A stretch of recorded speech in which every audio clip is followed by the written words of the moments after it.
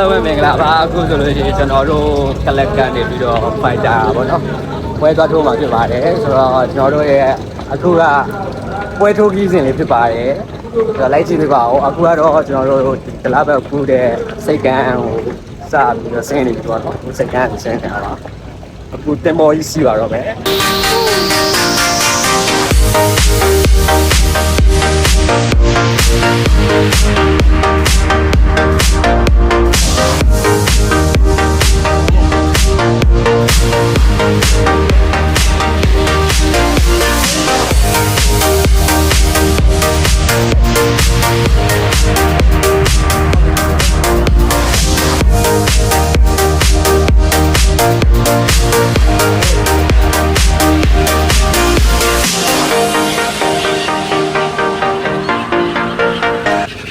ဒီဘလော့ထဲမှာထည့်လိုက်နော်အေးအခုကကျွန်တော်တို့ခိုးစားကျွေးနေပါပြီခိုးစားကျွေးနေပါပြီခိုးစားဖို့ဘာကစင်းရောစားအဲ့ဘာခေါ်တာစင်းရောဟုတ်တယ်စင်းရောဟုတ်တယ်စင်းရောနဲ့ခိုးနေတော့မှားရကွာအခုတလားမျိုးပထမဆုံးနေမှာတော့ဒါကျွန်တော်ရဲ့ first time experience မှာတလားမျိုးနေမှာ first time ပါ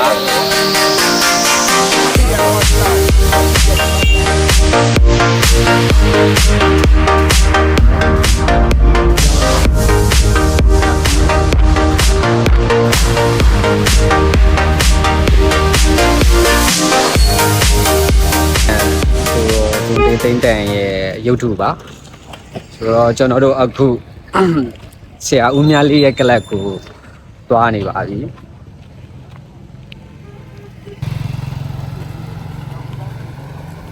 ဆရာဦးမြလေးလာကြိုတာပါညမလားဒါမှဟိုဘက်မှာထိုင်ဟောကျွန်တော်ဘယ်မှာထိုင်ဒီမှာထိုင်ရမှာဘေးသားမှာထိုင်ဟောဟုတ်ကဲ့ဟုတ်ကဲ့ဟုတ်ไก่လိုက်ပြီ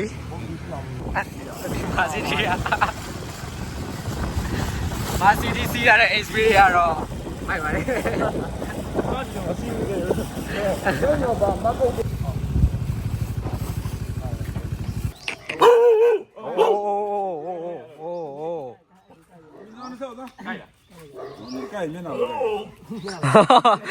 မျက်နှာပဲကိုင်โอ้ပြောတာမှာ9192အဲ့လိုမှာရအဲ့ဒီရောလို့အဲ့ဒါဟိုမှာလေကားမှာတဲ့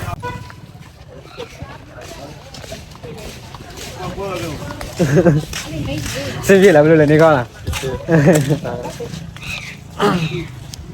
ဒီထဲမှာမပါဘူးလားပါလားဒီတိုင်းကပုံပါတယ်ဩတွေ့လိုက်တယ်ခုနကတော့ရိုက်လာတယ်မလာရဖိုင်တယ်ဒီနေ့လည်းနိုင်ယူမယ်နိုင်ပါဒါကတော့စော်ကီတို့ဖြစ်ပါတယ်ကျွန်တော်တို့9 level club မှာပေးရတဲ့နောက်ဆုံးပွဲထိုးလာတာနိုင်ထားပါတယ်ဒါဆရာဦးမြလေးဖြစ်ပါတယ်ညနေပြေးလို့ရှိရင်အဲ့ဒီရပြောမင်းတို့ဟိုလာတဲ့ကားလမ်းဟိုအနေကြီးကအဲ့ဒီကိုပြေးတက်ပြေးအဲ့ရတစ်ခေါက်ပြန်ပြေးဩဒီလေကတဲ့အဲ့ဒီကမှဖားဖို့ဒီမှာဩအဲ့မှာဖားဖို့ပုံနေရဟောတော့မှဒီလိုခဏနေတာဩတော့မှကျွန်တော်ဗီဒီယိုပို့တာသူ training share ထိုးတာဒီနားမှာထိုးရလားသူမနေ့ပိုင်းသူ့ကအဲ့မှာလုပ်ပြီးဩကျွန်တော်ကတော့သူဒီမှာလုပ်မှာသူအကူကလည်း train နေမလားသူကိုလည်း trainer ပြန်ဆင်းမယ်လို့တော့ပြောတာပဲဟောဟုတ်လားမိသားအခုကျွန်တော်တို့ထိုးမဲ့လက်ဝဲယုံတွေကိုဝင်နေပါပြီဆိုတော့အရှိမလက်ဝဲယုံမြင်နေရပြီပေါ့နော်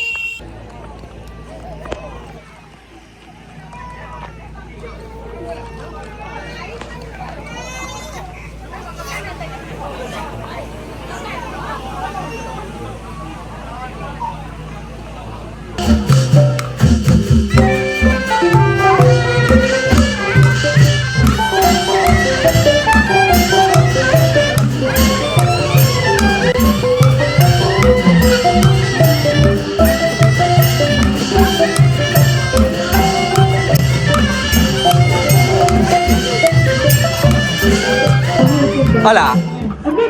ဒါကိုဘယ်လိုခေါ်တာကြော့ ဟုတ်တယ်နော်ကျွန်တော်တို့ရန်ကုန်မှာတော့မရှိဘူးနော်ဒါကြီး ဟုတ်တယ်ဟုတ်တယ် ဒါအထောက်လေးလား ဗီတာမင်တွေပါတယ် အော်ဟုတ်လားတစ်ချက်ကြည့်မယ်နော်ပါ ဒီစင်းပါတယ်ဗီတာမင်ပါတယ် ဟုတ်လား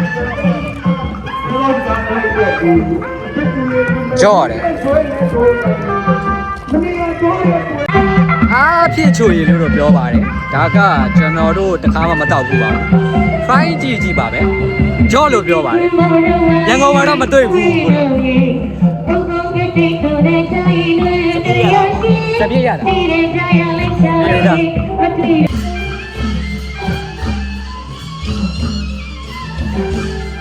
ဆွဲတယ်မောင်လို့ကတော့ဟာ ဆိုတော့အားလုံးမင်္ဂလာပါအခုကျွန်တော်တို့နေ့လည်နေခင်ဘုန်းကြီးကျောင်းမှာဝင်တဲနေပါတယ်ဒီညတော့ဒီမှာတဲဖြစ်မဲ့ထင်းနဲ့တညတာဆိုတော့အနေထားဒီလိုပါကျွန်တော်တို့ကအခုနေ့လည်နေခင်ခဏနားမယ်ပေါ့နော်ပြီးကြလို့ရှိရင်တော့ပွဲသွားကြည့်ပါမယ်ဆိုတော့ကျွန်တော်တို့ခဏလောက်တည်ရမော်လာအိတ်လိုက်ပါအောင်မယ်ဆိုတော့ see you guys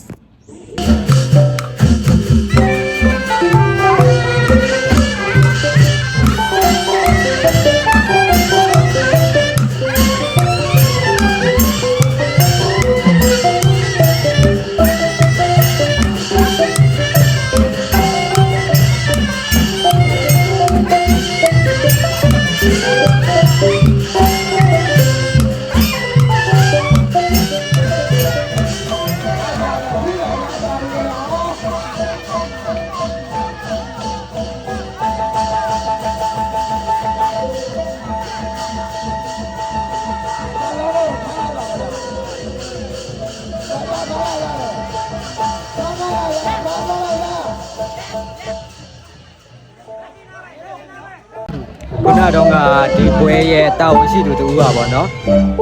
သူတို့ရဲ့ပွဲနာနီးမှာတဲ့ရက်ကူရဲ့ error ဖြစ်သွားလို့ဗောနော်ကျွန်တော်အခုညီလာတောင်းထားပါတယ်ဆိုတော့အဲ့ဒါပါလဲဆိုလို့ရှိရင်ဒီပွဲမှာကျွန်တော်ရက်ကူရဲ့တွေနဲ့ပါဝင်ပေးရမှာဗောနော်အဲဒီအတွက်ကျွန်တော်အခုကျွန်တော်ကိုဖုန်းတစ်လုံးရဲ့ tripod တစ်ချောင်းရဲ့ကျွန်တော်လာပေးထားပါတယ်ပွဲအတွက်ရက်ကူရဲ့ရိုက်ပေးလိုက်ပါဦးမယ်နောက်ဆုံးကြည့်ပါခင်ဗျာဒီသူပဲလဲပြနားတောင်းမှာပွဲမရှိ အခုညနေ4ပွဲ5လောက်ရှိပြီထင်တယ်ဆိုတော့ကျွန်တော်တို့အခုပွဲကခုနမှပြီးတာအခုကျွန်တော်တို့ပဲမဲ့နေရဘုံကြီးကျောင်းကိုသွားနေပါတယ်ဒါကြတော့တောင်းမိုက်တွေဖြစ်ပါတယ်နေကမှာဒီညတော့သူနဲ့ပေါင်းရပါမယ် စော်လေးလိုက်ပြလိုက်ပေါင်းထားရမယ်ဒါမျိုးတွေက ပြန်လို့မြန်တယောက်ပါသွားပြီ ကြောက်ပြီဒါမျိုးစောင့်နေတာ ဒီနေ့တော့ဆုံးသွားမယ်အားလုံးမင်္ဂလာပါအခုကကျွန်တော်တို့ဘုန်းကြီးကျောင်းထဲမှာပေါ့နော်ဘုန်းကြီးကျောင်းထဲမှာဒီညတညဒီမှာတဲပါမယ်အခုကတော့ကျွန်တော်တို့မနက်ဖြန်ပွဲအတွက်ခုနကတော့ trainer တွေဟုတ်ကျွန်တော်တို့ဘက်က fighter training ဆင်းတာပေါ့နော်ရှေ့လိုဒီပါဒီထိုးပေါ့ဆိုတော့အဲ့လိုမျိုးဒီလုပ်နေပါတယ်ပေါ့ကျွန်တော်ကတော့ဒီမှာရှိတဲ့ဟာတွေကိုလိုက်ပြီးမှတ်တမ်းတင်နေပါတယ်အခုကျွန်တော်တို့ရေချိုးပါတော့မယ်ရေချိုးပြီးသွားပြီဆိုလို့ရှိရင်ပွဲစည်းရှိတယ်ပြောတယ်ကျွန်တော်တို့ပွဲစည်းလေးပါလေးရှောက်ပဲကြည့်မယ်ပေါ့နော်ပွဲစည်းရှောက်ပဲကြည့်ပြီးသွားပြီဆိုလို့ရှိရင်ဒီကခုနတော့ငါတောင်းမိုက်တွေးအိမ်မှာကျွန်တော်တို့ထမင်းသွားစားပါမယ်အဲဒီတော့မနက်ဖြန်ပွဲအတွက်ဘယ်လိုဒီလာမလဲဆိုတာကိုကြည့်ပေးပါဦး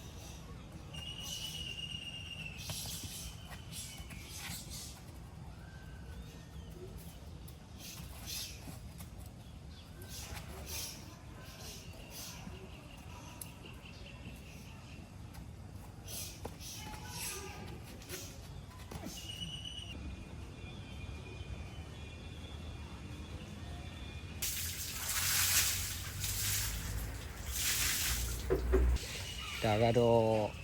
ကျွန်တော်တို့ရေချိုးမဲ့ကန်ပါကျွန်တော်ဒီမှာရေချိုးမယ်ချိုးလို့ကောင်းတယ်ကျွန်တော်တို့လည်းပင်ပန်းနေရောပြီးအောင်မချွေးတွေနေပူထဲမှာဒီလုံးမတက်ရနေဘူးတော့နေကြအခုတော့မှကက်စီဖြစ်နေ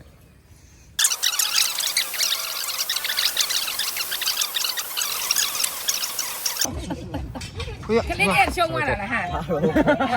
ဒီကလေးနဲ့ရှုံးသွားတာ အေးကြမယ်ရွက်တိုက်ရင်ဒီများနဲ့မတူဘူးချောင်းလို့ကို အစားရပါဘူးကျွန်တော်တို့ကတော့ငပိရင်နဲ့သတင်းတွေ့နေပါနော်ကျွန်တော်တို့ကတော့ငပိရင်နဲ့သတင်းတွေ့နေပါတယ်ကျွန်တော်တို့ရန်ကုန်မှာနေတာကျွန်တော်တို့ကဝယ်စားတာကိုချက်စားတော့မချက်စားတာများတယ်ဗျမချက်စားဖြစ်တာပါဆိုတော့ကျွန်တော်တို့အခုအဲ့ရက်နဲ့ထင်တယ်ဒါအမတို့ချက်တာလားအမတို့ကိုယ်တိုင်ချက်တာဩအဲ့တော့ကြောက်တင်ပါတယ်အိမ်ချက်မလို့ကျွန်တော်တို့တော်တော်လေးသမင်းမိန်နေပါတယ်အခု မောင်လေးကဟိုကရိုက်တဲ့ကလေးလေးမလား ဟုတ်ကဲ့မဟုတ် ဈေးတွေပိုင်းဆိုင်ပြောသိလား ဟုတ်အသိရအောင်အောက်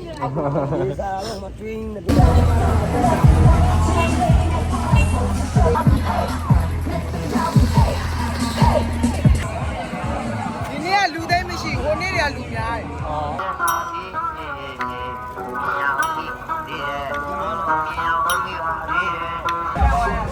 ဘယ်လိုလဲမသိဘူးမို့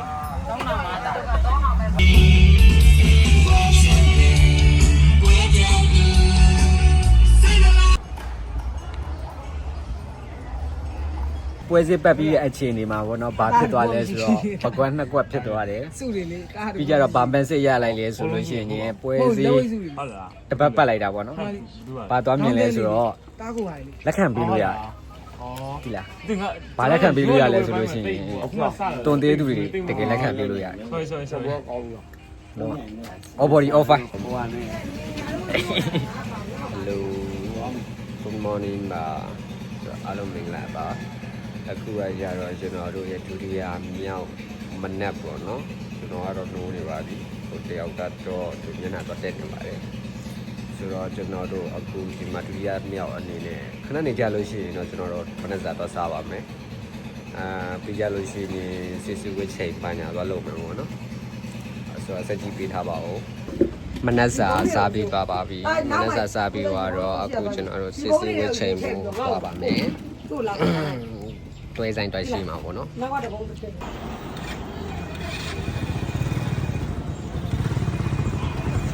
ဒါ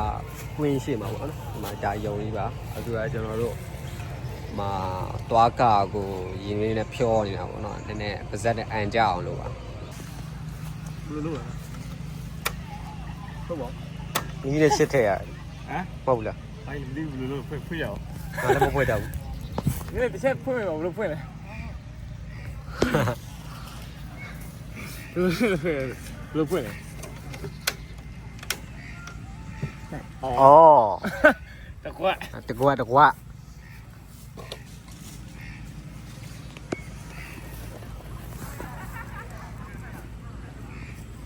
စားလေးနည်းနည်းလို့စားလေးနည်းနည်းဟောစားလာရစားပဲငံပြရည်ရောပဲငံပြရည်တန်ပြတီးပါလို့ဒီချိုးမို့လေးပါလေရလို့ဟေးလောက်တော့လိုက်တော့စားကြည့်ကောင်းတယ်ရလာကြီး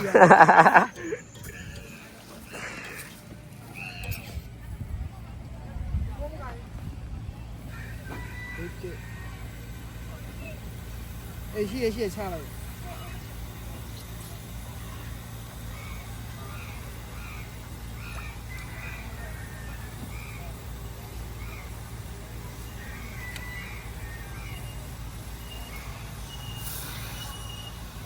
အဆင်ပြေလားပြေရစကားပြောကြီးဘုမရအောင်ပြန်ကြွတယ်နော်ဒီကောင် customer မဟုတ်ဘူးဆိုတော့ဘယ်လိုပြောမလဲကိုယ့်အတွက်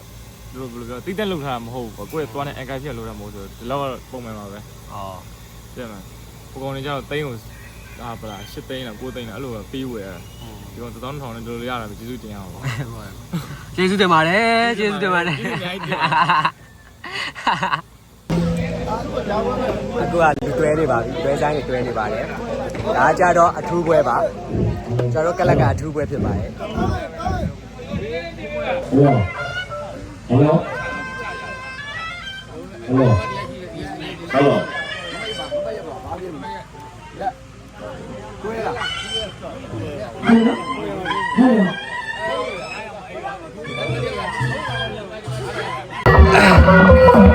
ကျွန်တော်တို့အခုတော့တွဲဆိုင်တေးကြသွားပြီပါ ပြီးခဲ့တဲ့မနေ့တုန်းက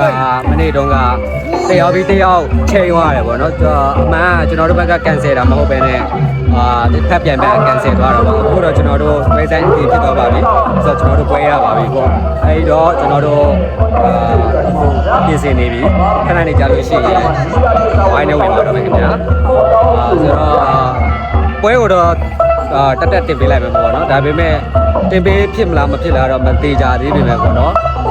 အချင်းချုပ်လေးတော့တင်ပေးလိုက်ပါမယ်ဆိုတော့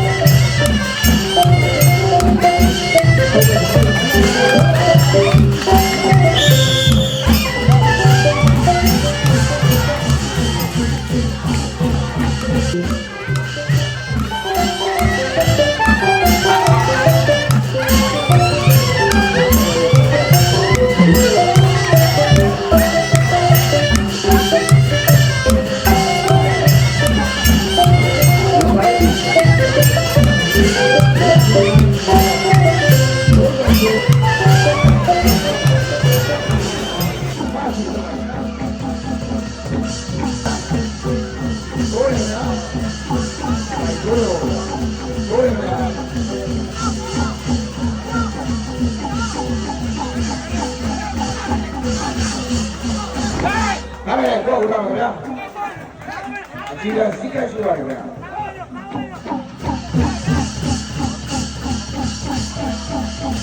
တို့ရဲ့ဝါသူတော့ဗျာဒါပဲ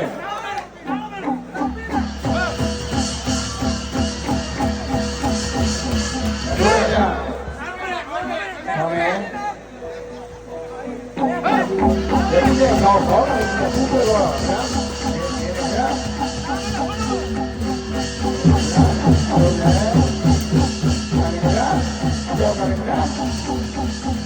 အော်တော့ရှင်းနေတော့ခိုင်းတော့နော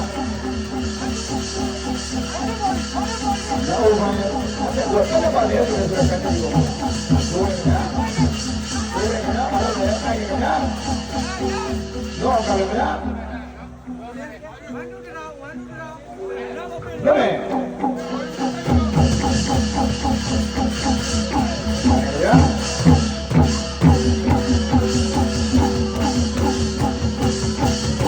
တော့ရှင်းနေကြလားကဲဒီတော့ဗျာအခုကျူးစားလေးကိုပြင်ပြရပါခင်ဗျာကျွန်တော်အချိန်နိုင်ရက်တော့မှာဖြစ်ပါတယ်ဗျာ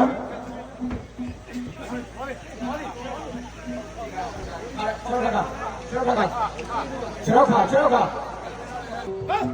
ဘိုး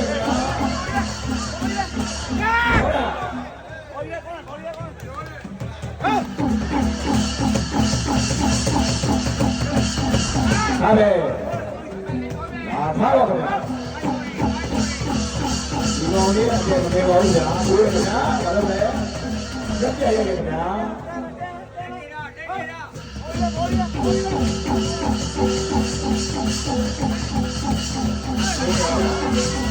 ဘိုးရောဒီဘိုးရခင်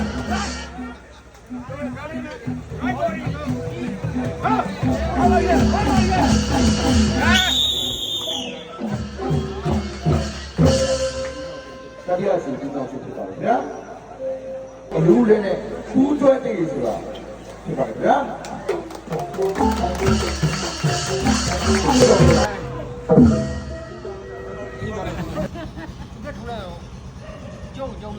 ဟယ်လိုအားလုံးပဲမင်္ဂလာပါအခုဆိုလို့ရှိရင်ကျွန်တော်တို့ပွဲလဲပြီးသွားပြီပေါ့နော်ပွဲပြီးသွားတော့ကျွန်တော်တို့ပဲချမ်းနေပြီးတော့အရေးကြီးကိစ္စပေါ်လာလို့ရန်ကုန်ချက်ချင်းပြန်ရမှာပေါ့နော်ကျွန်တော်အမှန်ဒီမှာတရက်လောက်ထပ်နေပြီးတော့နည်းနည်းရှောက်လဲအောင်ပဲပေါ့ချိန်ထားတာပေါ့နော်ဆိုတော့ဒါပေမဲ့အဲ့ဒီအစီအစဉ်မဖြစ်လိုက်ဘူးအရေးကြီးကိစ္စပေါ်လာလို့ကျွန်တော်တို့အခုချက်ချင်းပြန်ရတယ်ပေါ့နော်အဲ့ဒီတော့ကျွန်တော်တို့အခုကားငှားဖို့စောင့်နေပါတယ်လမ်းမှာဘေးမှာပါလမ်းမှာဘေးမှာကားငှားဖို့စောင့်နေပါတယ်ဆိုတော့the next video see you the next video thank you guys နောက်ဗီဒီယိုမှာပြန်တွေ့ပါမယ်တတာပါ